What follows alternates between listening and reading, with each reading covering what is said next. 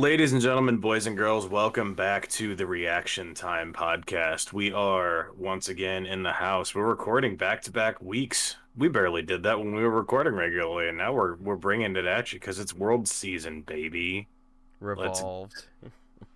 What's the what's the tagline? Like and subscribe.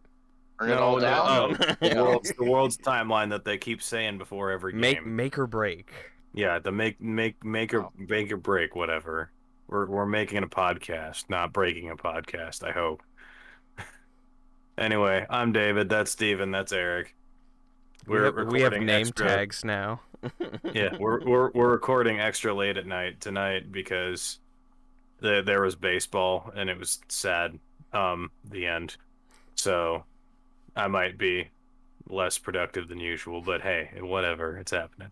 So we're gonna talk about play-ins and the beginning development of the meta of Worlds. We are through 16 games of play-ins so far, 2 days of 8 games each. There are 4 games left in the group stage with not that much to play for. They start in about 6 hours. And then we got 2 days best fives, and we're gonna have our normal groups. When we were doing planning and deciding if we were going to record tonight, the schedule sneaks up on you for this because Eric originally was like, well, like we could record like a little meta episode and then talk about big groups next week at our normal time, which is on Wednesday nights. And I'm like, bro, normal groups start on Monday at 6 a.m. Suddenly.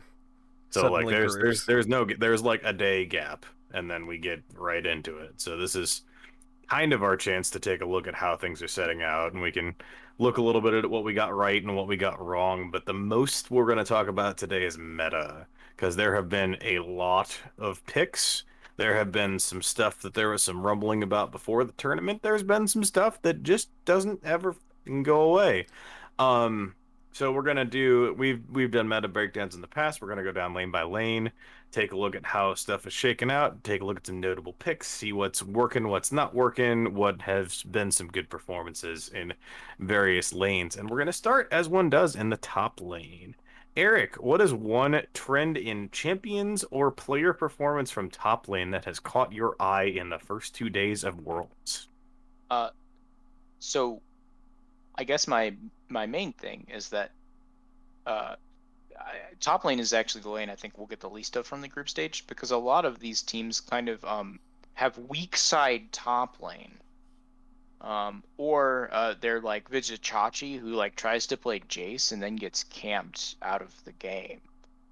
So I guess the main thing is you can play whatever you want so long as you don't get camped. Yep. Steven, how has top lane found you these days? They're you know what? I'm suddenly a C9 fanboy. I have 2 picks that I'm very excited to see from Fudge. We talked about this in our special duo lane episode, which is up now, which you can go watch after this, where we break down the C9 Tryndamere escapades. But in those games, we have a J4 pick, which I think is amazing as a lane option to highlight the carry jungle position. And then we also have a Malphite pick, which I really do like, because Malphite is the best character in the game. The first comment I would highlight is, and this is the kind of a theme of the whole thing, but let's start with bringing it up now, is champion diversity. In 16 games of League of Legends, there have been 17 different top lane champions locked in for a game, which is an average of at least one new champion a game, which is kind of absurd for one role. So there's not it. It also kind of means you can't take anything too much from win rates or success rates because there's been so much diversity. Like, yeah, like Fudge breaks up the Malphite. We've seen Wukong. We've seen Urgot. We saw the Lileaflex pick into the Malphite today.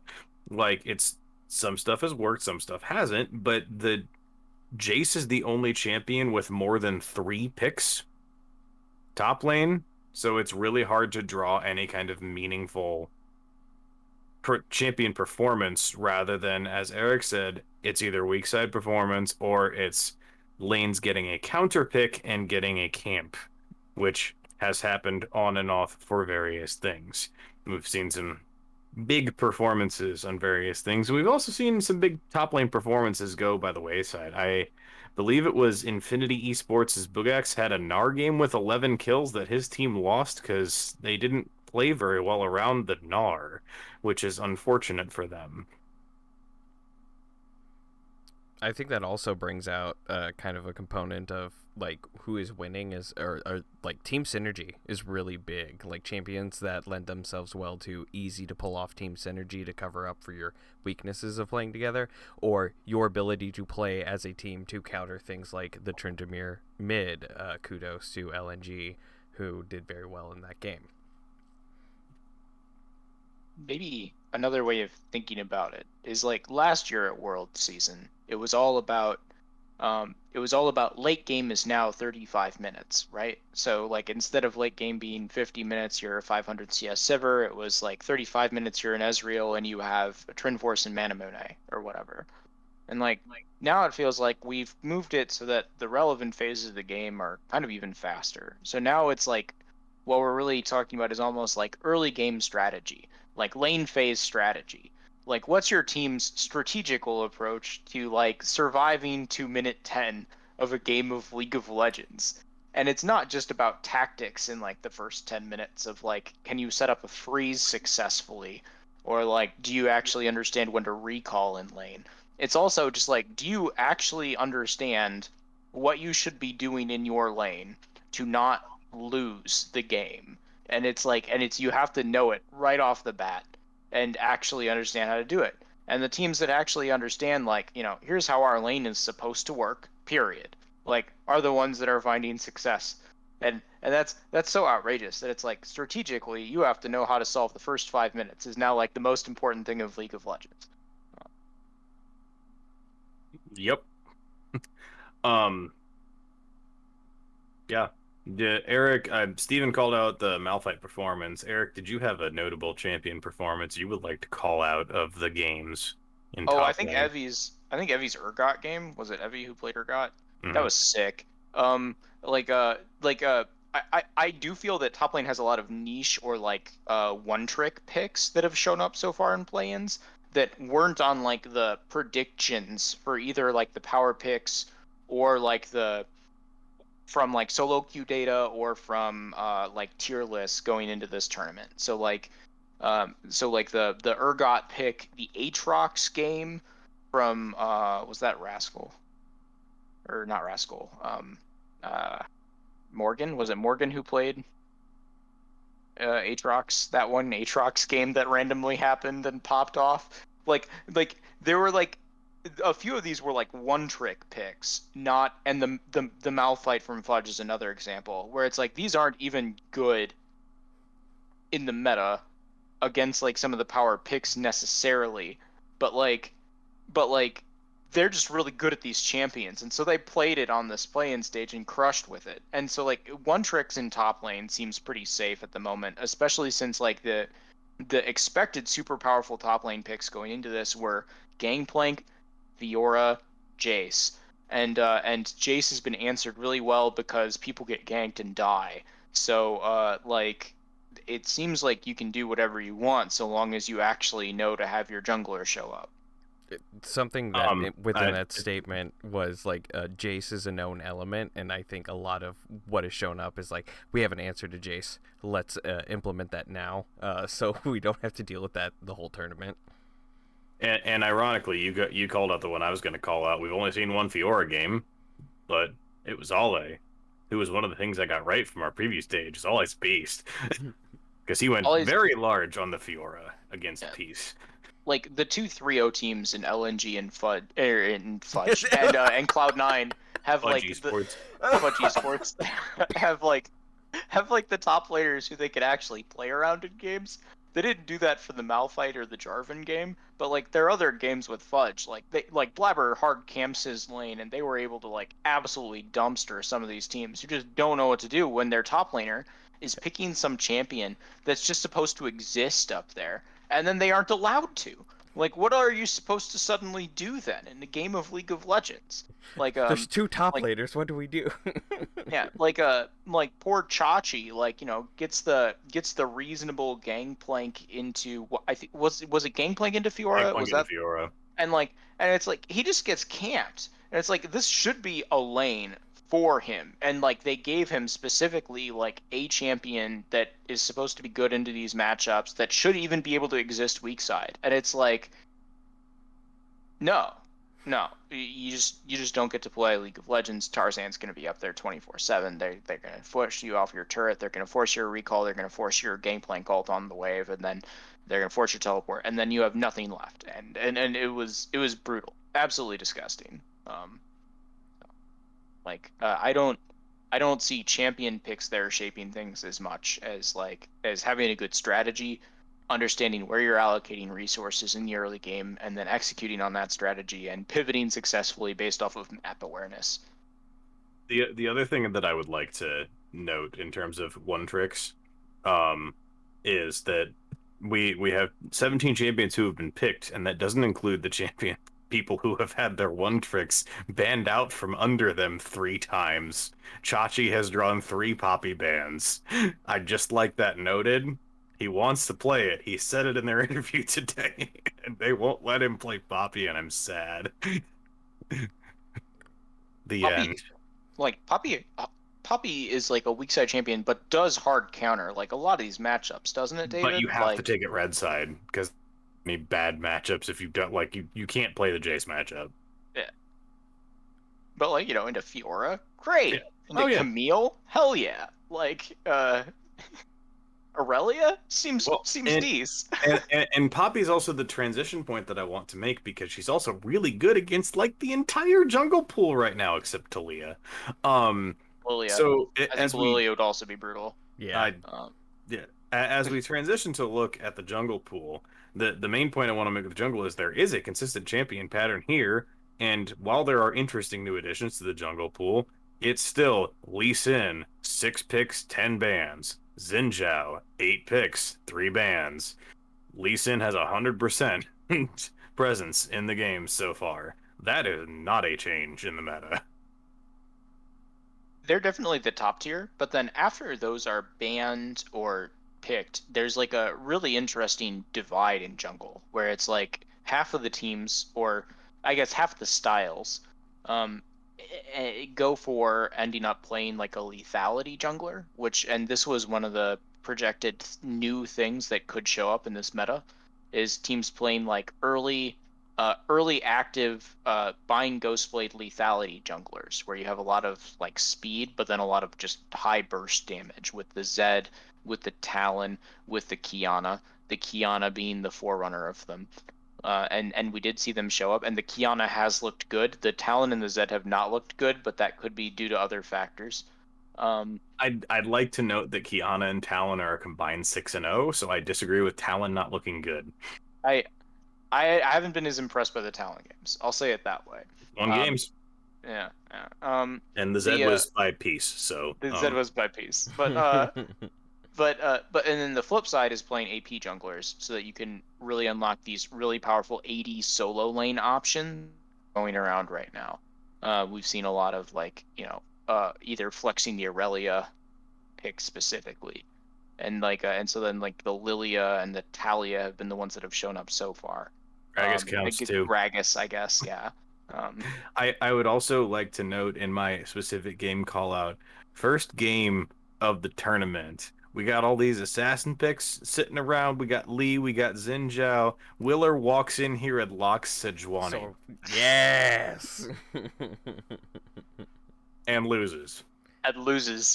Yeah. Well, like, wasn't that also a mid Tryndamere game? Because we haven't even touched mid lane yet. We'll get there, but like it's you say we have the classes, right? Because like with the only other one we haven't really talked about is there's been a Trundle game and there's been a Graves game. Who Graves is kind of his own ball of wax. We've seen Graves jungle happen before. We kind of know how it works. He has great sustain.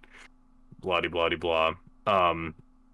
But then like there are no tanks here.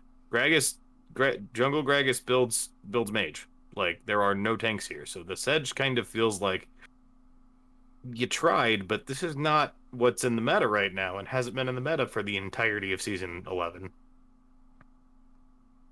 And the Gragas game, in my opinion, the better Gragas game was the mid lane Gragas. Yes. And also and that's twofold. Yeah. And also, like, as far as the Graves go, oh gosh, my part color blindness is showing. But like, there's also been top lane Graves played so far, and like top lane Graves is probably better for that because like you want more gold if you're building specifically the ADC items. And, like a part of the joy of these lethality junglers is that you can build cheap items and get like good 1 to 2 item power spikes with lethality versus Graves, and it's like I need a mortal shield bow, I need to get like, you know, some amount of crit and lifesteal and survivability, and I need to do all this stuff, and it's like you need gold for that. You can't rely on your team gifting you scuttle crabs by knowing how to play their lane state. So you alluded to mid lane, and mid, since it features both Gragas and Zed with a game each, is where we shall go next. Mid features 4 of our highest 5 ban rate champions in Lucian, I guess, Aurelia, LeBlanc, and Ryze. All of who have seen play, and Aurelia obviously is a flex pick. She's been played top lane as well. Lee Sin is the 5th one, and we've seen it this year, but it's probably not going to happen this tournament. Lucian is also like a super flex in this tournament, so like him getting a high ban rate is not surprising. And like Aurelia being able to flex, but then like we've seen people like the Lilia flex. In theory, was a really good plan. Like if you could get away with doing top Lilia, it's really good in the Malphite. It takes away everything good about the Malphite matchup. Like, and then obviously like the Graves flex was the other side of that. Is can you flex Graves around into the starting matchup? So being able to flex something like the Aurelia, like the Lucian, is pretty critical to this. So as we look at mid lane, Aurelia and LeBlanc have the highest presence, but have only been played in 3 and 4 games respectively because they've been banned so much. Highest pick presence is Mr. Sylas, who is not new to the meta. What have you thought about Sylas's impact thus far, being kind of the de facto starting point to the mid meta? There's a lot of options for Sylas to steal ults. There's a lot of champions that have a lot of bang for buck as far as being on the other side and playing It's Sylas. like MF and Amumu being meta is really good for Sylas. Leona, Tryndamere, like it's a deep well when you're trying to grab something in the middle of a team fight, as well as just being a sustain and semi-lane dominant. Also, all these melee matchups, because like a part of what punished Sylas more in like regular season or in Last Worlds was having just like control mages laning against him. Like Sylas into Orianna or like Syndra is not fun, or like anyone with massive amounts of wave clear. But like when you're up against like Aurelia or like Tryndamere or like one of these like champions who's not like actively threatening you, like it's much more doable, especially if the enemy team is like completely inept at ganking your lane for some reason. So let's talk about the Tryndamere pick. It was the big hype pick coming into the tournament. Chovy was playing it in solo queue. There was a lot of noise around it. Only 2 picks, only 3 bans, one on the day. I think Perks had the win. Whether or not he deserved it, I'm sure there's some discussion about in the other video, but you know. And Chovy had the loss, I believe, in that very first game. So what have you thought about the 2 games of Tryndamere, and are you expecting to see more? It is definitely mentioned in the duo lane episode, which you should totally watch after this. But I think that first game with Tryndamere, that was within their grasp to win. I think there was some kind of breakdown. LNG played the team fight very well, and I think that goes into the Gragas pick being a skill matchup in that mid-late game scenario where he was able to protect what Tryndamere does best. Is like he's either going to split push or dive backline and pick up 1 or 2 kills. That's my opinion as far as like he's probably going to get a higher win rate going forward, and I think teams need to either have a very distinct answer or just don't play around with it. I think that there's been some flexibility in builds because Perks built Gale Force, and I'm pretty sure Chovy built Gore Drinker for the healing. So like I'm kind of also interested to see how itemization goes on the pick, because if there's multiple mythics that you can play that are still reasonable, that's like a very dangerous sign for how things can go from here. The builds were Perks had Gale Force and Quick Blades, i.e., the counter healing item, whatever it's called. Avarice. Yeah. And then Chovy did go Gore Drinker, and Essence Reaver, Quick Blades, Mortal Reminder. And so Chovy's build is more of the expected one, where you're building Gore Drinker so that when you pop your ult and you're at like 1 hit point, you just have an absurd amount of damage, and then you can activate your healing swipe at the end of it, like regain a large burst of HP suddenly, and then spin your way on out of the fight. So you're like a damage source, but you're also just a super tank. It's kind of like a higher deeps version of some kind of SOFM build, right? Where it's like you're not just a damage source, you're a tank. Versus the Perks build, which is I'm going to split push and then I'm gonna like make sure I can connect with your squishy immobile AD carry. Well, and the other thing to keep in mind, if I'm not mistaken, Perks got first blood in that game and was ahead, like to begin with. So I assume Gale Force is probably the more snowbally option if you have a lead and can go for that rather than trying to play more for the team fight, more for the group. And just try and abuse the solo lane matchup, kind of like you said, when you have that lead. So the flexibility is really good. And this is where I give the in defense of Sejuani, because the HLE game, they could have won that, and I think the Sejuani pickup is a great option to snowball your Tryndamere to do a lot of stuff. I think the team fight prowess of LNG just like overshadowed like the team composition of HLE. So just putting that out there.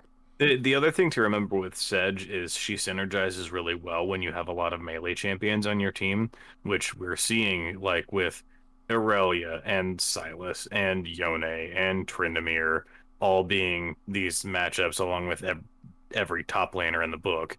Like the built-in synergy with Sejuani's stun that applies the stacks of her passive to deliver that CC is really, really strong if you have the ability to play double melee champions in top and mid, which we're seeing a decent amount of the time at this point. However, the counterpoint to that is Eric mentioned that mages are kind of out of the meta. They kind of are, but they kind of aren't, considering we've seen games of TF, Orianna, Azir, Zoe, Syndra, Azir, Galio already this tournament. Some good, some bad. Chovy had some dirty Azir plays in the HLA Peace game.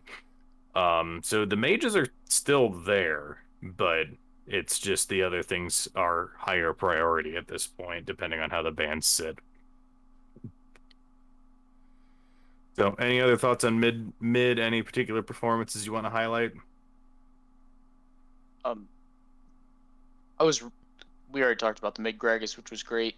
The Zed flex was not a good idea. I don't think that's a good idea. You should leave lethality in the jungle for the most part.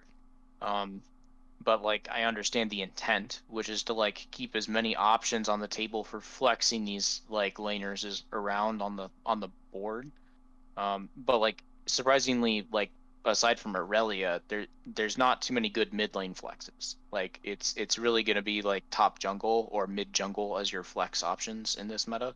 It feels like, and like that's kind of what teams should go into is like if you have a flex between jungle in one of your lanes, you can then swap your ADAP allocation depending on what you need for the third lane matchup, and that's pretty powerful. We haven't highlighted it yet, so I want to highlight the LeBlanc game. Arya from Detonation Focus Me in their game against Peace was big on the LeBlanc, and that's always a satisfying carry performance to see. We've had 4 games of LeBlanc get through the bans, and that's kind of another factor because it's kind of a different school of thought, the AP assassin kind of build. So That I was think the mid meta is interesting because there's just a lot of different directions you can go. You've had at least one game in this tournament that was Oriana LeBlanc in the mid lane. Oh, that's a familiar matchup. And then we have Tryndamere Gragas. Yeah. That Arya game, that was still before he had his first death on LeBlanc in the year, which was then in the C9 game, where then I think he only he did had die. one in the C9 game. Yeah. So pretty good. All right, let's talk about the bot lane. I didn't think the number would be this absurd before I looked at these stats. I did not look at these stats before we started recording. MF has been picked in 14 of these 16 games. Yep. That's too many. But there's nothing to do about it. Well, they could ban it, but like There's they a haven't lot of been. options to ban, though. I think that bot lane is like one of the most it's also in the underutilized camp in this tournament, and I have a really hard time reading it, not because of MF necessarily, but because the second most pick ADC is Ezreal, and most of those Ezreal games that I've watched that have mattered have been like Deft or Sven, and it's like these are two career Ezreal players. Like, is it actually because Ezreal is the right call in the meta? It could be because Amumu is around everywhere. Or is it because it's like Deft and Sven, so they're just gonna play Ezreal and Doggo and Doggo, yeah. and Doggo, who had the large Ezreal game in Beyond's I think Beyond's game against UOL today had a decent Ezreal game.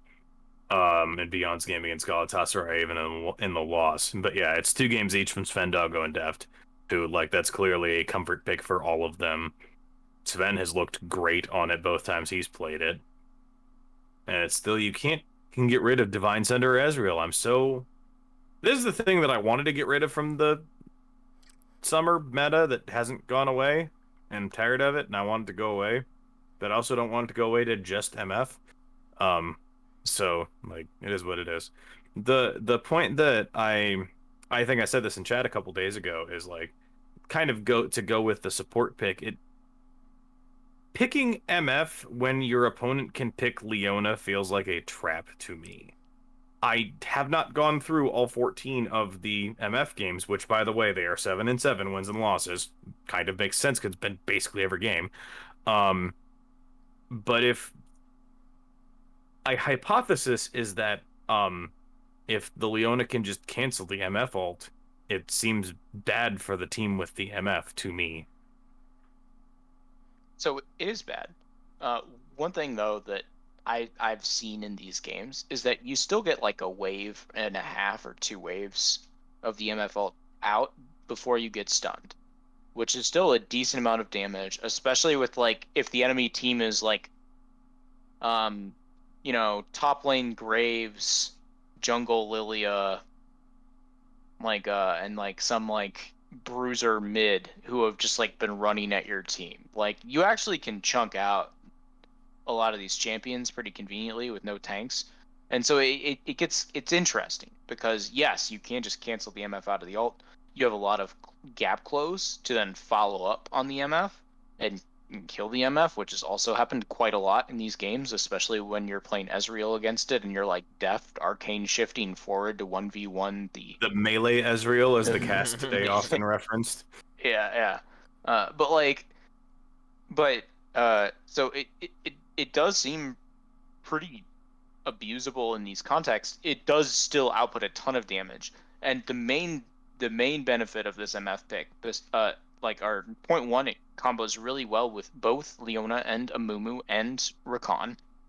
So the Top support 3 lane power supports, picks. not coincidentally. But also is that it hard shoves and controls bot lane. So like it's a very easy way to just like have a winning matchup bot lane, especially with the high priority on Lucian bans. Because like that's the other thing about this Lucian ban is that Lucian is like most teams' answer to MF in bot lane for a winning lane matchup in so far in the tournament. And so like if it turns out that like you ban Lucian, you pick the MF, and you have shove, it doesn't matter as much if they have like a team fight counter. If you have a lane counter where you've like shoved them under turret, you've prevented them from being able to exert pressure on the map, your jungler has much more room to work, and then you can exert dragon control. Like, and that's been the big thing with the MF teams is that they have better dragon control because they're hard shoving most of the time. MF also typically gets picked I can't do color words, but it's the top side of the map. Like not even first pick, it's the second rotation. And then it's like hard shoving the team into their bot lane turret, then rotating up and taking dragon. It's like What is super your effective. solution to the MF pick? Like there's been no Varus so far, which I think is interesting. I know it got nerfed, but like it still is decent. I think the Tristana answer, which didn't go well, but like I think the Tristana answer is decent. The Aphelios games have looked good. Like there's a ton of options. It turns out you just have to be more willing to have a proactive game plan for bot lane. That's going to play Sivir in the knockouts. Write that down. Sivir and MF is actually a fine matchup because It's a fine matchup. It's very doable. Partially because you can spell shield double up shots. Yep. So then And Mega like Rain. You'll still take the damage from Mega Rain, but you get the free refund. yeah. Isn't Ashe also like a pseudo answer, like whether the storm would be valuable later? Ashe is really good into this too. Mainly because you have good shove and then you have good trading. We So, keep naming Def champions. yeah. But Def's been playing Ezreal because like the build is super solid. Like he likes shifting forward. Like and there's been no punish. Like that's the other thing. Is like some of these teams have like not been able to punish players on Ezreal. Yep. Anyway, this isn't NA where you with the Tristana memes. Yeah. Tactical. Please don't. The tactical, that's what I'm thinking of. There it is. The tactical. Yeah. Tactical maneuvers. Yeah. No. Fudge is the one playing Malphite in this group stage. So we've talked about bot. Let's talk a little bit about support, which I hate to say I have new information to back up my point, but Leona being undefeated at 9-0 backs my point up. How many of those are against Misfortune? I would say at least 7 of them. That easily. Oh, okay. But it's 9-0 across 16 games, which is pretty good. Meanwhile, Amumu is 1-5. What have you thought about the Amumu pick? It looks okay.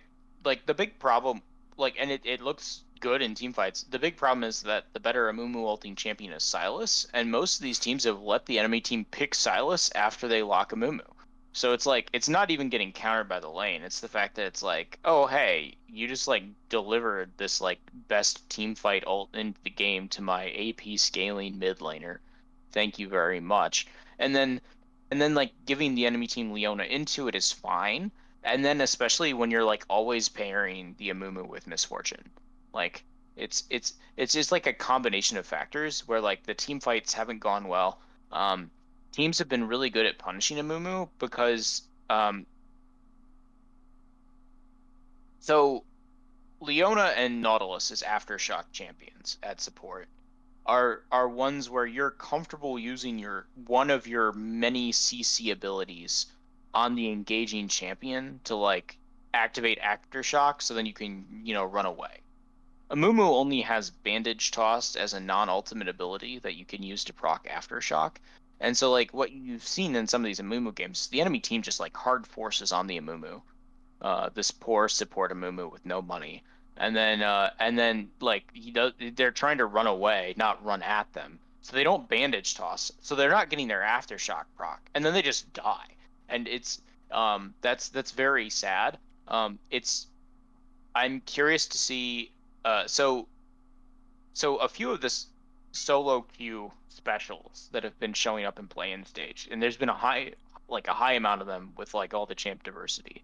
Like we've already talked about the lethality junglers and their presence with Talon and Kiana doing well and Zed not so well.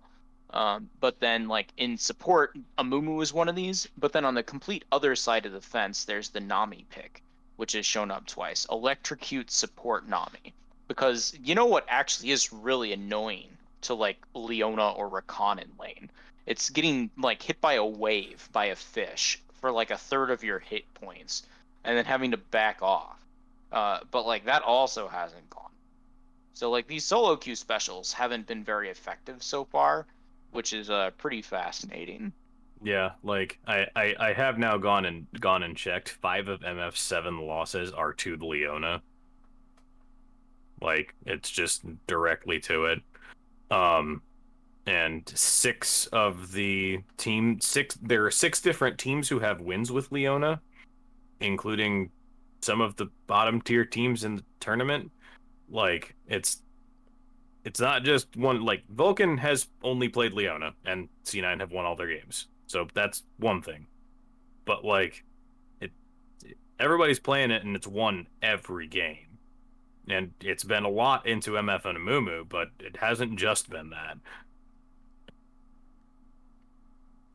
So that is a stat I'm looking at going into this weekend is like, is Leona going to lose a game or start being banned every game? Or just prioritize. Yeah, like it clearly seems to be good into one of the dominant ideas right now, at the very least, and it's still good into everything else too.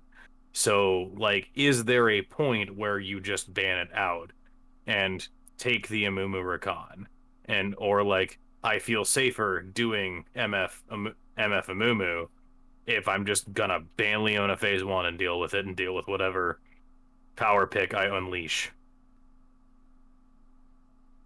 Because I question whether that's going to be worth it. Teams probably think that no, I'd rather them have a Leona than have Aurelia, but like I would consider it, is all I'm saying.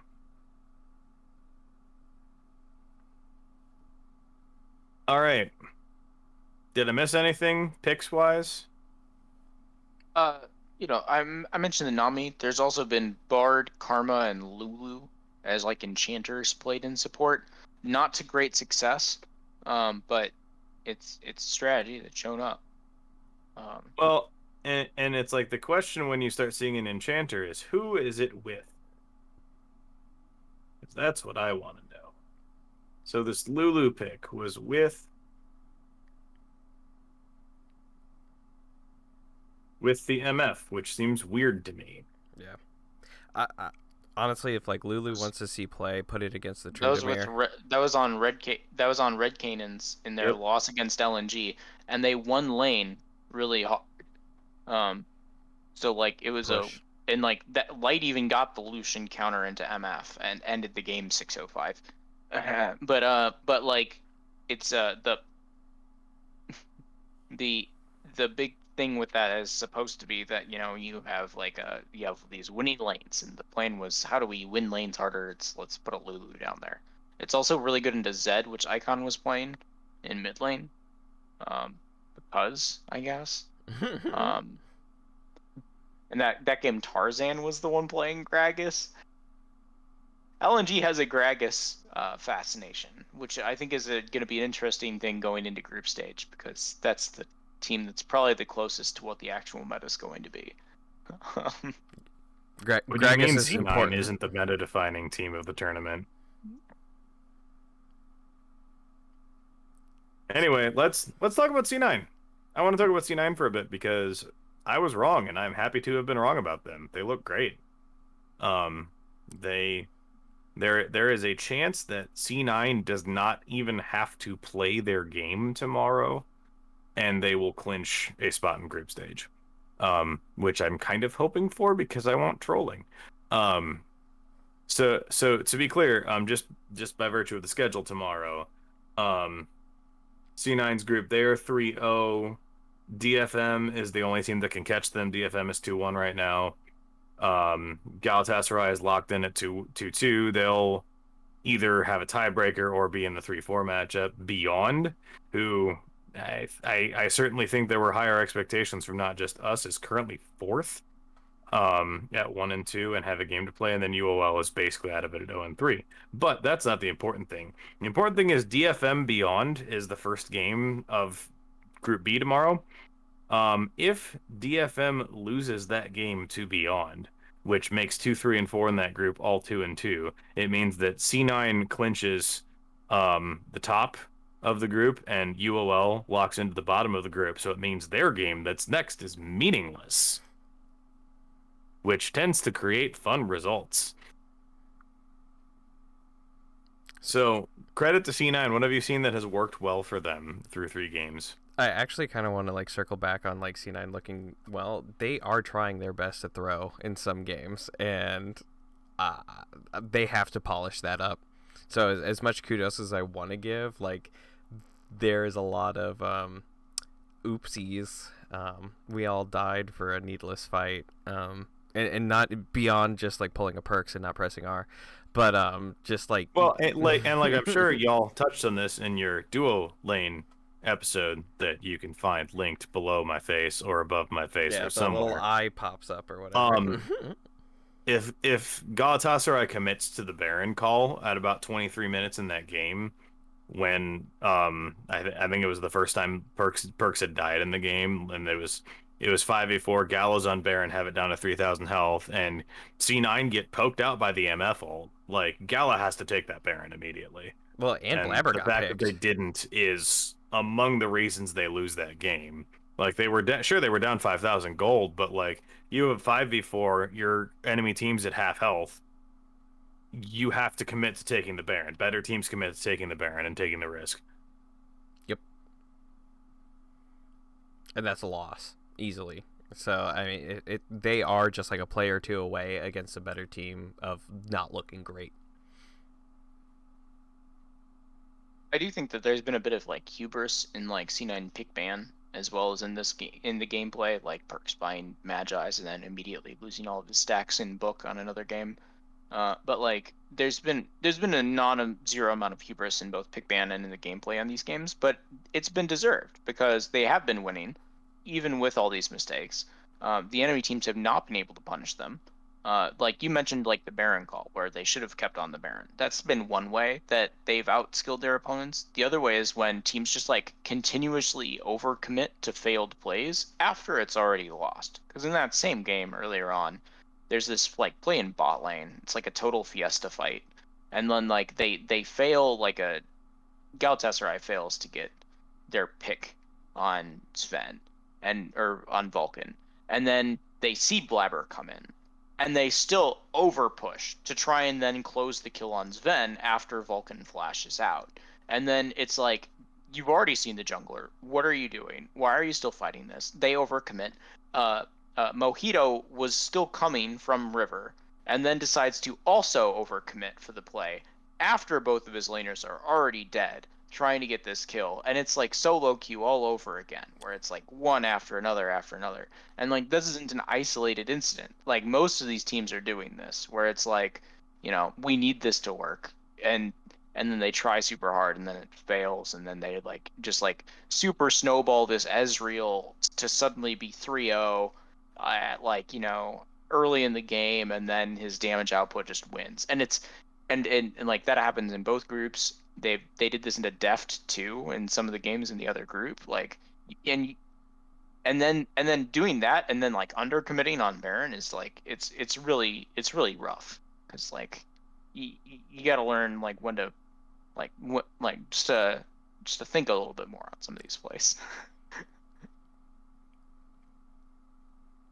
So C9 is 1-3-0 group going into tomorrow's games. LNG is the other one. They got the very win in the very first game of the group stage over Hanwha Life. and then have taken care of business in their other two games to this point. HLE is done. They do not play tomorrow. They are done at 3-1. So if LNG loses to Infinity, who is 0-3 in the group, first game tomorrow, there would be a tiebreaker for first in this group. That seems extremely unlikely at this point, so LNG is also likely to go out of the group. How have you felt about their play through 3 games? All is really good. Yeah. Told y'all. Yeah, he's really good. Tarzan's also really good. And Icon has been looking pretty solid so far too. Which is kind of unexpected by me. They also are the only team in this play-in stage that isn't making those small mistakes to the same extent.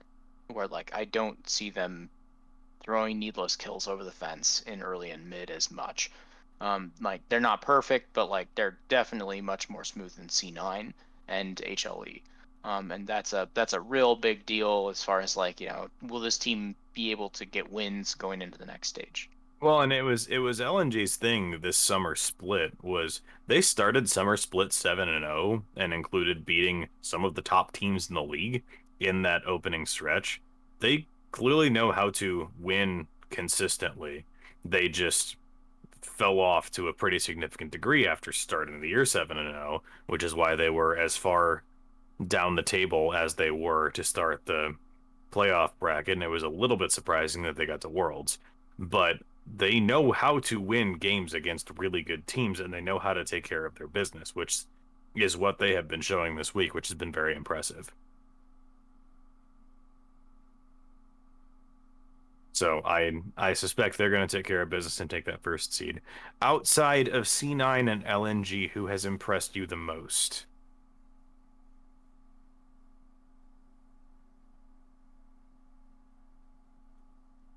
I think that for me, it's probably Red Canids actually. Yeah. From the other group, I thought they've looked really solid as far as these teams go.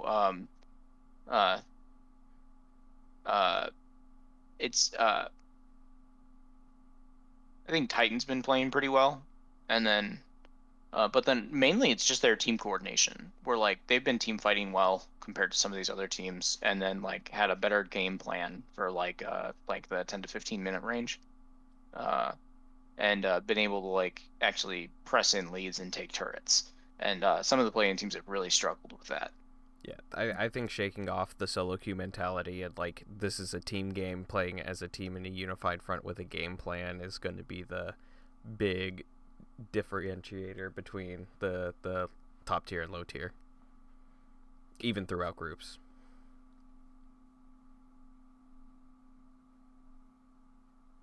I mean, I would say Galatasaray, at least, if only because they have been significantly better than I expected them to be. I've been very impressed with their 2 wins. The even the C9 game, like I clearly have said I disagree with some of the calls they made, but the gameplay has been at a higher level than I was expecting to see from them. And I like I've I've seen a lot more quality than I was expecting based on what I knew about them going into the tournament. And Crazy is very good. I had not remembered that was the Crazy that was a former trainee on SKT, which is there's some significant pedigree there. And I think Bolulu has looked very good in the mid lane.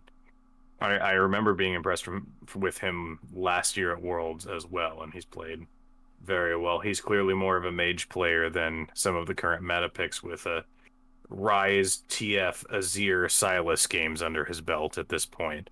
But that's fine. Got him 2 wins at this point, and they're sitting in a decent position, not having to play today, and knowing that they're either going to get a good tiebreak for second, or they're probably going to have side selection in the 3-4 game. So I was very impressed to see the quality that they brought. Also, Mojito is a great player handle. Yeah. Top. Very, very excellent. Yeah. Totally, and I agree about Bolulu and Crazy, who definitely have been like the star performers for that team so far in this stage. Mojito, I think, has been kind of underperforming, and they need him in like the bot lane to be do a bit more. In if And they want Alive, their ADC is their other import player, which comes with expectations, as we have often seen in North America. In America, one might say, if one were Bandit Keith. in America. In America. Yeah. Yeah, so that's what I'm thinking. So if we say that C9 and LNG are going to take care of their necessary business or have their business taken care of for them tomorrow and get the #1 seeds and the automatic seeds, who else makes it out of these brackets? I still think HLE is in a really good spot. Um, they're very similar to C9. It's just that LNG is more than C9, and so then they've been having problems because like Chovy has looked fantastic, but like Willer and Morgan are a little rough and ready right now, and I don't think that's gonna change anytime soon. So like but they can still get out, and they're still better than every team that we're not expecting to get a first seed at this point, pretty convincingly. I think it's really up in the air for who gets out of Group B. Beyond, I think, is too immature right now. It really looks like they have stage fright or something besides Doggo, and so like they're just not showing up. At this point, I'm about ready to say that while they're not in the UOL spot, I don't see them making it past the first BO5. And that's like the follow-up to it. I think DFM is the other team that gets out. Like, if DFM can win their game against Beyond this morning, I think that's the most important game for how the rest of this sits. Because if DFM locks this 2 in Group B, they dodge HLE, they get their own side of the bracket, and I think they are significantly better than both kids. So, like, I think that is a very favorable matchup for them if they can win this game this morning. And if they don't, then we have this whole tiebreaker mess to deal with in 2, 3, and 4. I think that whoever gets second out of Group B, which is most likely DFM at this point, is going to be very well positioned to get out. And if they do, let's not understate, that is a huge achievement for the LJL and for DFM if they are the ones to get out. And like right now, I'm saying they look like they are the favorites to get out, which I would not have expected, even as quality as I think they were going in. So, Steven, any disagreements? No, I think we're kind of seeing it all shake out. I think DFM needs to show up, and they can. I think it's honestly boiling down to like Cloud9 showed up more so already, and so that's the only reason they're in contention. I think they would be handedly second otherwise. I'm doing a little quick think through these groups. Think through, well, you can check out the Funky store and get some funky merch, and you should like and subscribe and share this content out. It's like super duper helpful. You can follow us on our handles, Funky Games, FNKY Games, on all social media. There's great stuff out there, and we appreciate it. So DFM getting out wouldn't actually throw the groups off at all. I had to check, but it would HLE is still locked, and as locked. long as HLE gets out, it's not that interesting because HLE has to go to C, and that takes out C9's only other option and down the cascade. So, as usual, your reminders: if the 4 teams, like if let's say DFM does get out, DFM would go into Group B with T1, Edward, and 100 Thieves. LNG would go into C with PSG Talent Fnatic and HLE would go into C with PSG Talent Fnatic and RNG. Um, LNG would go into D with Gen G, Mad Lions, and Team Liquid, and C9 would go into A with Damwon, Rogue, and FPX. So basically about how it sits, just with DFM instead of Beyond going into B. So it only gets interesting if HLE loses, which doesn't seem likely at this point, but I've seen crazier things. Yeah, Red They've coming sure up and doing it would be really wild, especially if it boiled down to like a tiebreaker or a BO5. Like, well, and it's like the trick is, if I just I don't think you can, with the quality of players that Beyond or Gala or DFM, depending on how that shakes out, have, I don't think you can get better games than Chovy and Deft 3 out of 5 games. No. And that's like, they've both shown that they're on pretty decent form right now, which their pretty decent form is better than most of the other players in the tournament. And that will be enough at this stage. Now, I will be enough in groups. We've talked about that. Check the last video. But like, I don't see that getting thrown off by the quality of the teams that have been shown. But also, HLE found spectacular ways to lose series all year in the regular season, so I'm not giving it 100%. They weren't that good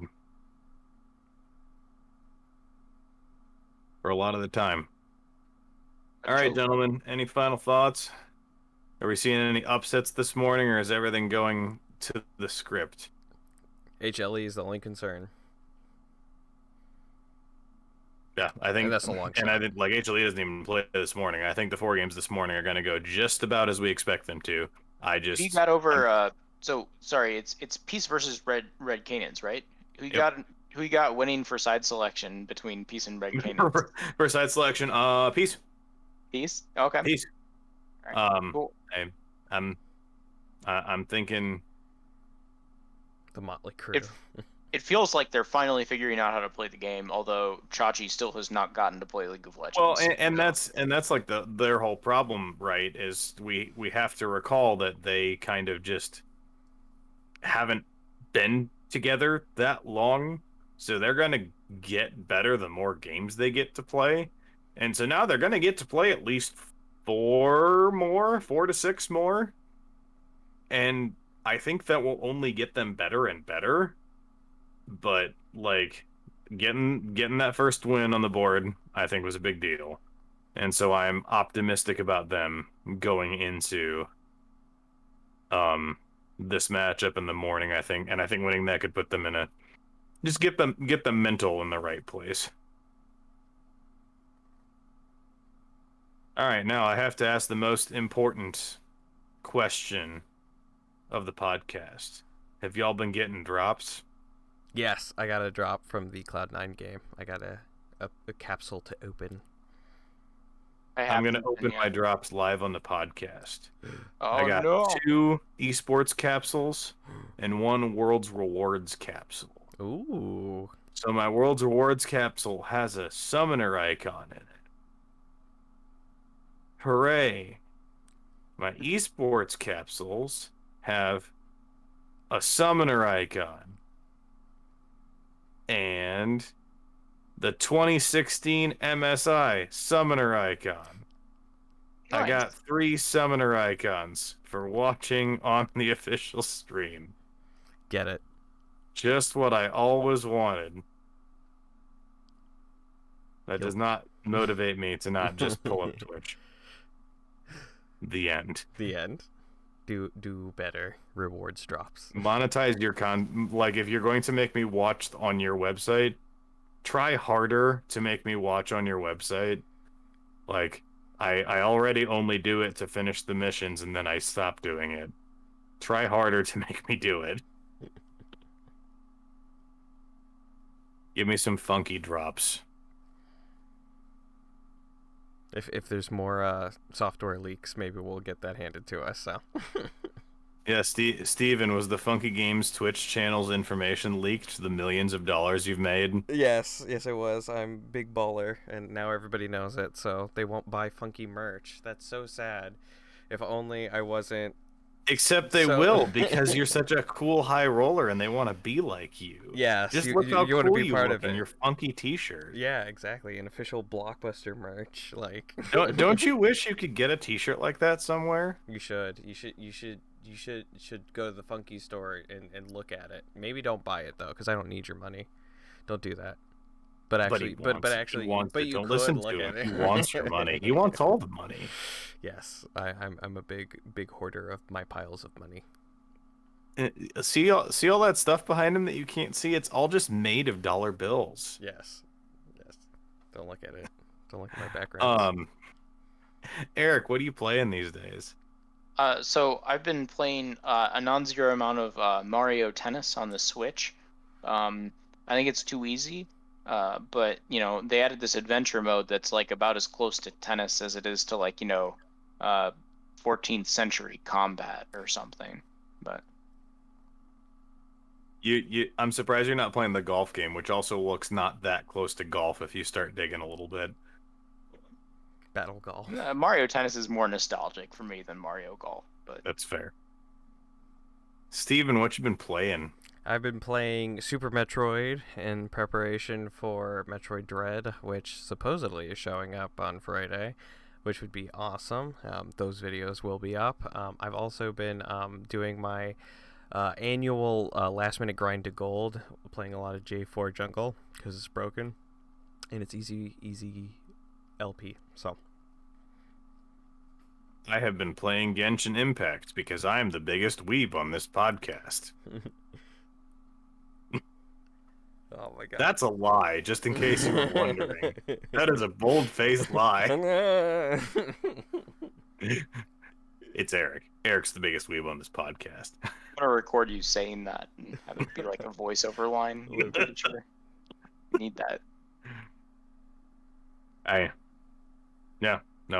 I've been doing that because combat's really fun and I enjoy it. And I've been building up my housing area to look hilarious. So Which basically Animal Crossing. It's got a little bit of that to it, but a much bigger area to mess with. Which I have enjoyed doing. I'm only like scratching the surface of it. I haven't got everything unlocked yet, but like it's got some really cool stuff you can do, and I'm enjoying that almost as much as I'm enjoying the combat at this point, because the combat's kind of kicking my butt because I'm not actually that good at the game. But story of my life, right? Steven, should I play ranked? No, it's too late, my friend. I wasn't going to, so I'm glad you said no. This is not the time. This is not the time. Not the time for this. Professor Oak is angry with you. Look, I don't think I've actually gotten a ranked border whatever thing since like season 5. I gotta get my iron locked in. When the sun rises on the third day. Hey, you're finally awake. Look to the ranked. Yeah. All right. Did I just cross up Christianity in Skyrim? Oh yes, I did. The audacity. How dare I?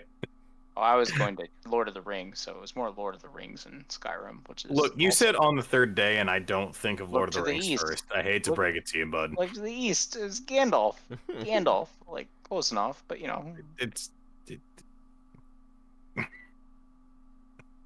We're done talking about this before Eric and I start talking theology. This has been the Reaction Time podcast. We'll be back next week to see how bad C9 gets shit stomped in groups. I said C9 and not TL. You're welcome, Steven. Thank you. Anyway, that's been us. We'll see you next week.